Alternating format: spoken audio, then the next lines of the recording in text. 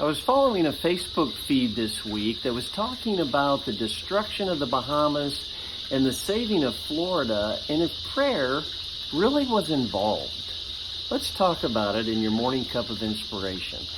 I don't usually do this, but I was so bothered by the thread that I had to comment on it because I felt like there were Christians that were saying the implication was that the people who prayed in Florida and saw the storm turn, it happened because of their prayers.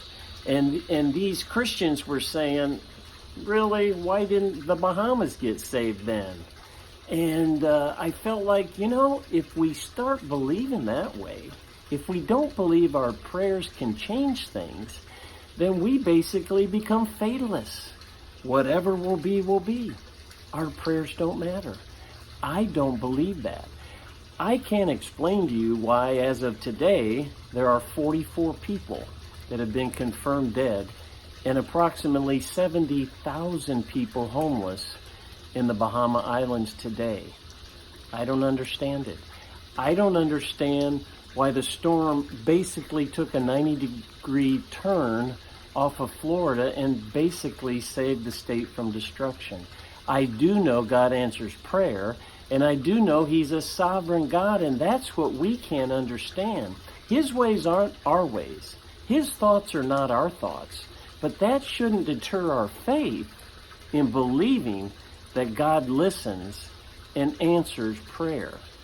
So I felt so strong to encourage you today. Don't be a fatalist. Believe that prayers matter. I always come back to that great story in 2 Kings, 20th chapter. The prophet Isaiah came up to King Hezekiah, who was sick, and said, "King, get your stuff in order. God's told me you're going to die." King Hezekiah turned his face to the wall, prayed a sincere and fervent prayer to God, and the scripture says he wept bitterly. Well, before Isaiah could get out of the building, God told him, "Go back. Tell Hezekiah, I've heard his prayers, I've seen his tears, and I'm going to give him 15 more years of life."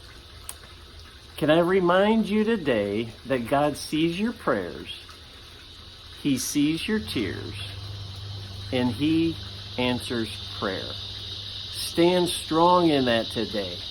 God answers prayer. God bless. Thanks for joining me for that morning cup of inspiration, and we'll see you next time.